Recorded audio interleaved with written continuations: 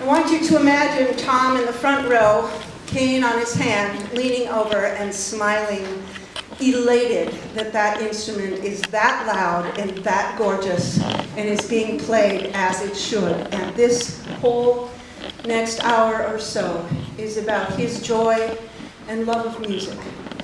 May you experience his world, not the Grateful Dead, unfortunately, but the world of the music he honored by collecting it and helping preserve it, that the teachers may continue to teach it, which is my first intersect with Tom Vennum.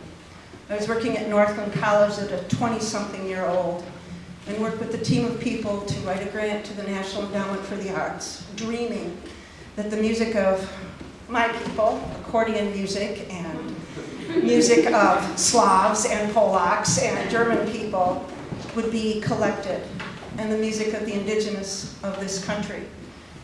Tom worked with Joe Rose, who was here, and I cried when I saw Joe coming up because he was clearly a leader in that movement, working with Tom. And so it is an honor to be here to see you, Joe, and to remember my beginning place with Tom.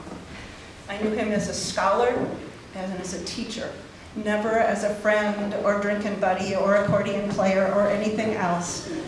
I was kind of in awe of him my entire life. So it is an honor to do this service for him. As Spirit would have it, music comes. People were called, arranged in little island circles, connecting with the organ builder himself in Duluth, connecting with musicians, including a piece today, which is the intersect of those worlds of organ and hand drum, and we are honored to have hand drummers here representing that dear music to his soul. There is a time for every purpose under heaven, a time to be born and a time to die. The Spirit said, "Blessed are the dead. They may rest from their labors, for their deeds follow them." We are gathered here today, this day, to remember, honor, and give thanks for the life of Thomas Vennum, Jr. We gather to listen to the music which spoke to his soul, and in listening, remember the life that he lived among us. We gather in the shelter of God's love and in community to grieve, to face our emptiness, and to know that God cares. We are conscious of others who have died and of the frailty of our own existence on earth. We come to comfort and support one another in our common loss, and we gather to commend his ashes to the earth. The spirit of change is in the wind. The journey of life who walked among us is now complete. The directions of the Spirit, the east, the south, the west, and the north, their energies and teachings call to us. And these words are shared by Marty Curry, one who lives on the island. It is the Wabanam, and the eastern sky in the morning, filled with bird and evening dreams. It is the Jawanam, a southern direction in long islands and a sandy shore, a lone outpost. It is the western end of the island, Ipingishment, with its sunset and voices of our ancestors calling and telling tales from ridges red with the apples on a distant shore. It is the Gawaganam and the north end of the island, to sit under the eye of the Creator and to lay vision on miles of the life, Nibish, listening to my prayers. Let us all sing together hymn number 3, Many and Great, O God, are your works. Please stand as you are able.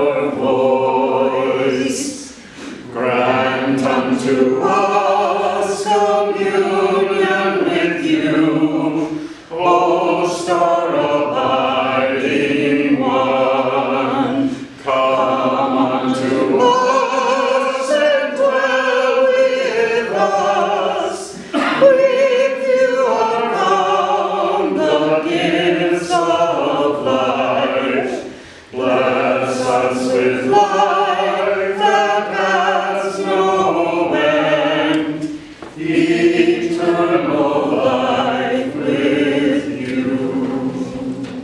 Please be seated. Thomas Vennum Jr., 82, died on Sunday, September 24, 2017. He was born on November 13, 1934, in Edina, Minnesota, the son of the late Thomas Sr. and Margaret Mike Newhall Vennum. He was preceded in death by his sister Margie V. Dahlin. Margaret. Tom graduated from Blake School, Yale University, and Harvard University, where he earned a PhD in ethnomusicology. He spent summers growing up on Madeline Island after his parents opened a resort called Chateau Madeline in 1949. Thus began Tom's lifelong love of Native American culture and music. He served in the U.S. Army as a band leader and music director, then taught music in New England prep schools while earning a degree in organ at the New England Conservatory of Music. He was also a talented jazz pianist. On one of his many trips to Haiti, recording Haitian music, he met Alan Lomax, the most prominent field collector of American folk music, who suggested the Smithsonian Center for Folklife hire Tom. He worked there as a senior ethnomusicologist for 22 years. When Tom came, we were trying to document American Indian culture before it disappeared. Tom worked with Native Americans to document it as a living culture, said Richard Curran, former director of the Smithsonian Center for Folklife and Cultural Heritage. Tom recorded Native American music, organized summer festivals, and brought a lacrosse game to the Capitol Mall. He didn't want people to forget its Native American roots, said Curran.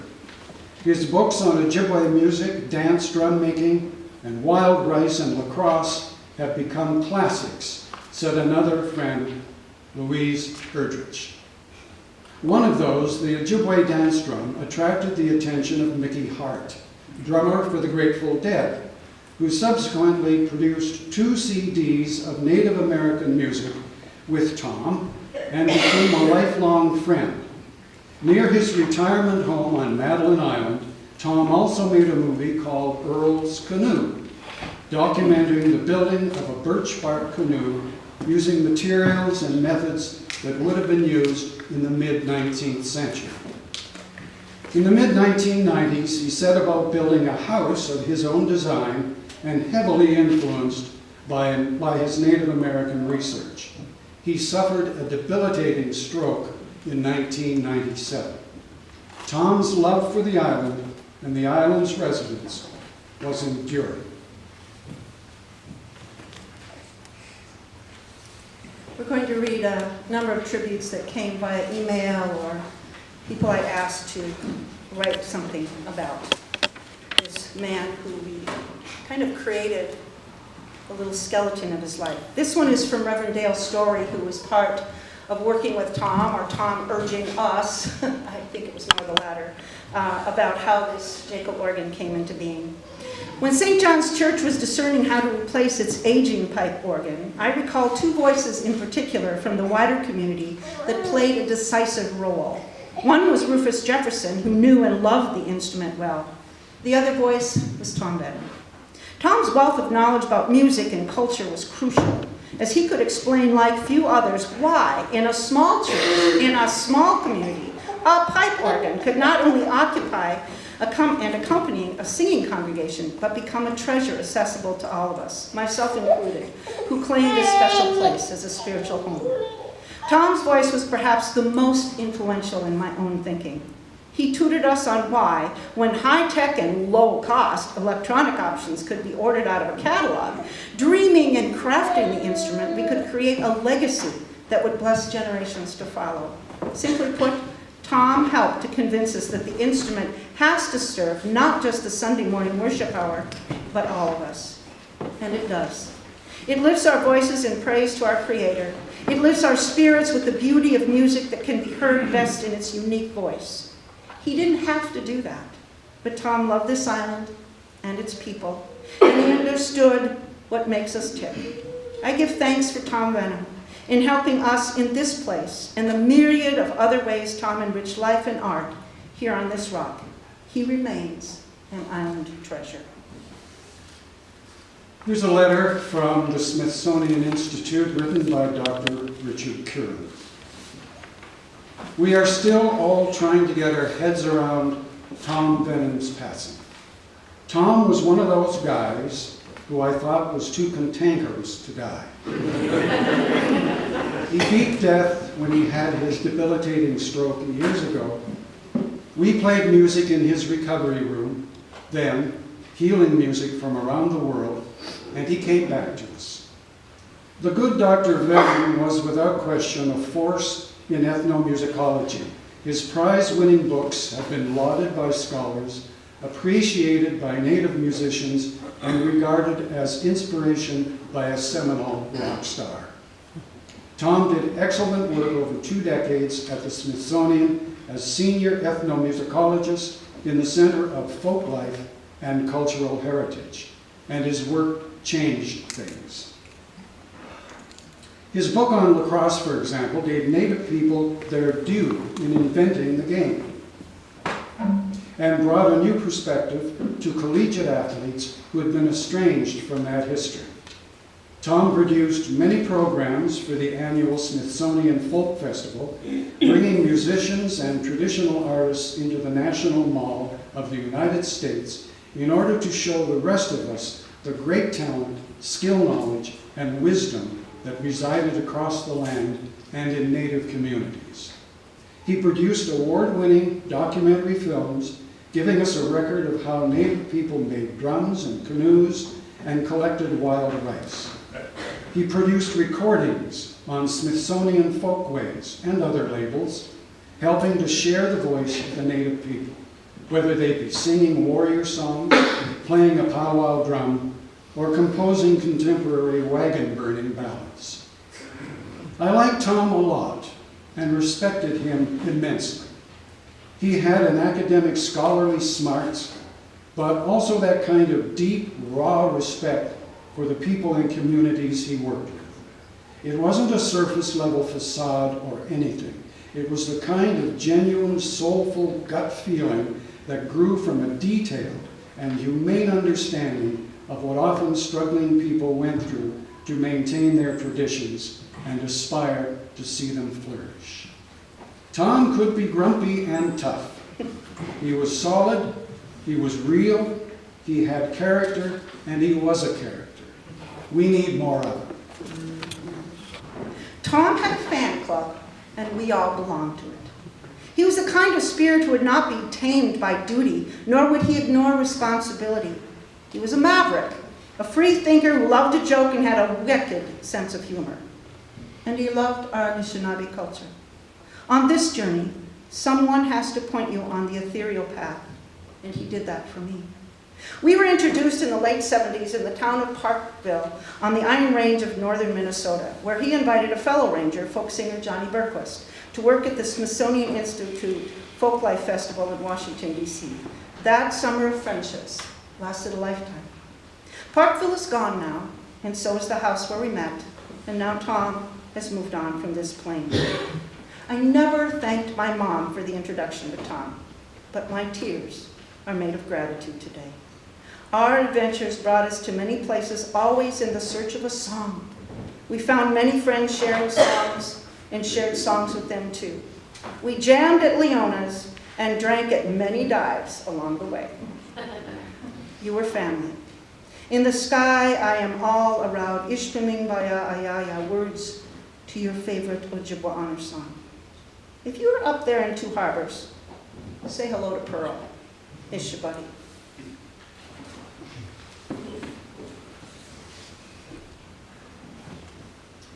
From Mickey Hart of the Grateful Dead. Tom Vennum was my hero, dear friend, and scholar warrior of the highest order. He was a man possessed with the need to spread the seeds of his musical love, the music of Native American cultures. Tom shared his great knowledge with me over the years, and we recorded the songs and rhythms of the great powwow's drum song. We broke ground at the dedication of the National Museum of the American Indian in Washington, D.C. Tom's book, The Ojibwe Dance Drum, Its History and Construction, was my blueprint on how to build the first drum that I ever made. He set the framework for the Endangered Music Project at the Library of Congress. We lobbied the House and the Senate for funds to preserve the precious music of all Native Americans. His passion was contagious, his strength unlimited, his quest focused. Wherever he is now, he is singing the songs, writing down the bones for all to know, and remember what happened to the mighty nations and the people oppressed by manifest destiny. Ojibwe drum, take my friend home, Mickey Hart. And now a few island stories. Julie Stryker wrote, Tom was a dear friend. I really don't have any specific stories. Even though I have known him for many years, our interaction one-on-one was often spent over dinner or cocktails. He was generous. I would go and visit him in D.C., but often he was working and I wouldn't see him much. But he would open his home to me so I could enjoy the city.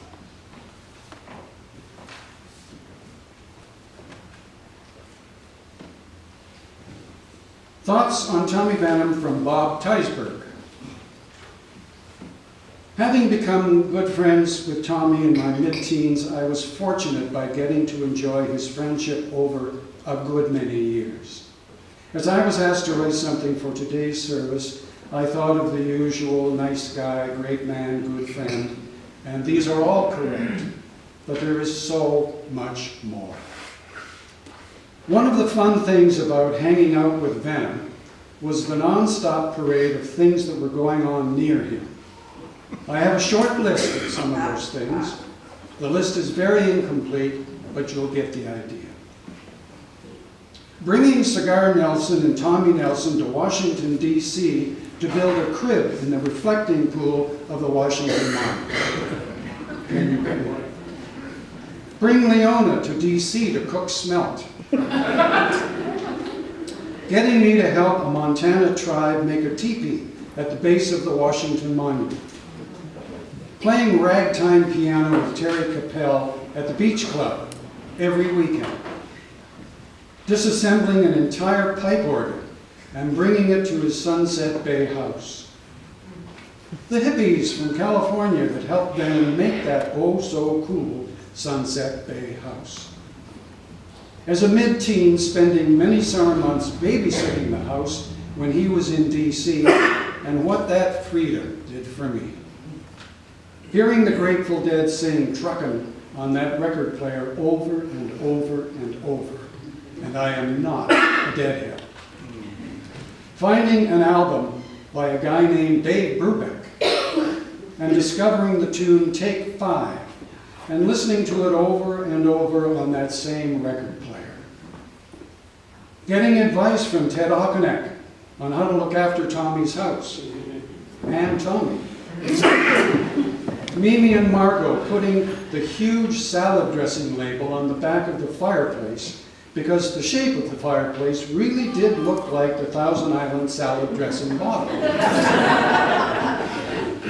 How respected Tommy was in the Smithsonian Institute. Singing Tomorrow at the top of our lungs around the piano at the D.C. townhouse with a family from Virginia. Autographing Pope John Paul brochures to Tommy with Love, PJ 111. Always admiring that really cool Mercedes. Being given that really cool Mercedes. In the few hours before Tommy passed, saying to him at his hospital bed how lucky it was that we became such good friends, and having him say, yeah, and you got a nice car out of the deal.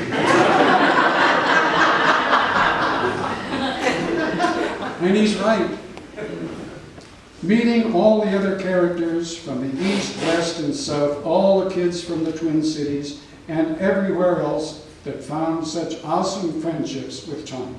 The gang from Colorado that stole my girlfriend, and my admiration for those hippies from California and their free lifestyle they had.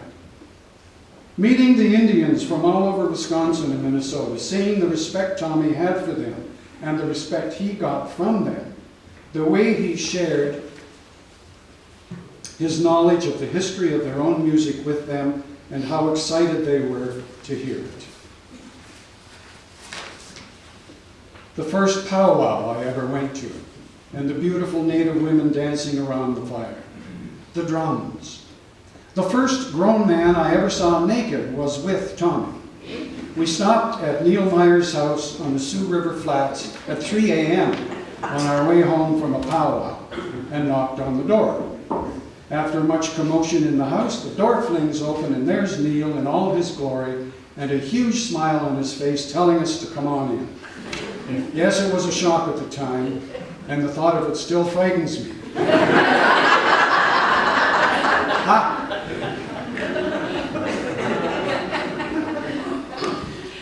Tommy's delight when I told the story of my mom's reaction to my earring. The long conversation about growing up or not growing up, which we always had time for. The dinners at the long table in the Sunset Bay house, and the incredible dinner guests he had over. Tommy playing the piano and singing at the Sunset Bay house, and the dinner gang singing along with him. The nights partying in downtown Washington. How much fun was that? The new house built across the street from me, scheming to make the world's largest drum, the Pacific Peace drum, carved from an ancient kauri wood stump. Being introduced to Mickey Hart, and not being a huge fan of the Grateful Dead. The odd parade of caregivers as he refused to grow old normally. The last caregiver, seeing Tommy fall in love with a person that simply wanted to take care of him. Magic, finally. You should get the sense by now that there was always something going on around Vennum. Most of the time, there was some scholarly academic reasoning behind this crazy behavior, but crazy behavior it was, and how lucky I was to spend a bit of time near it. Thanks, Tommy. I love you. Wonderful memories are held, I think, with Tom's ashes in the spirit house that Bob created that will be placed in the earth at the Hersimal plot after this service. I wanted to share with you a few words from Vennum himself from an article that Hope McLeod produced. So we again hear his voice and perspective. I worked as a busboy at the inn when I was a teenager, said Vennum, who spent practically every summer on the island since that time. I graduated from Yale in '57 with a degree in music history. After that, I went in the Army for 2 years and was stationed in Germany. Since music is the core of my life, I ended up being a regimental band director, complete with baton and whistle.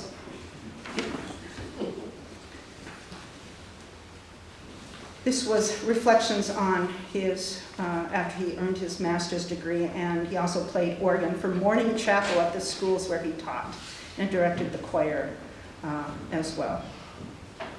I had a very good teacher, a mentor, who encouraged me to continue with ethnomusicology. I found myself going to powwows in Minnesota and around here, Red Cliff, Bad River, Lac-Courte. Gradually, I came to know a lot of the singers. Most of them are dead now, but at the time I was collecting, they were just very lively performers. On one of these trips, I met Alan Lomax when he was traveling in Haiti, the most prominent field collector of American folk music in the 20th century. Quote, I thought that I hadn't made much of an impression on him. I think we got into an argument. But when he got back to New York, he picked up the phone and called Ralph Rinsler, director for Folklife Archives at the Smithsonian, and said, there's this guy, Vennum, and I think you should hire him. And that's how it got started at the Smithsonian. And he worked there for 27 years. Finally, this quote, after he produced the CDs with Mickey Hart. During this time, he started going to Grateful Dead concerts. I think they're fantastic. But I'm not sure what they're going to do without Jerry. And at some point, his academic curiosity led him to an obscure German book on wild rice, which he decided to translate into English, and he wrote, "I got about 10 pages into it and realized I knew more than what they were talking about. So I decided to write my own book." I know, humble to the end, right? Wild Rice and the Ojibwe People, published by the Minnesota Historical Society. With these reflections from people who shared their story, we want to connect the worlds of those, that organ master, the person that loved that deep, rich sound of the organ, with the music that spoke to his heart in the hand drum of the people he loved and honored and respected.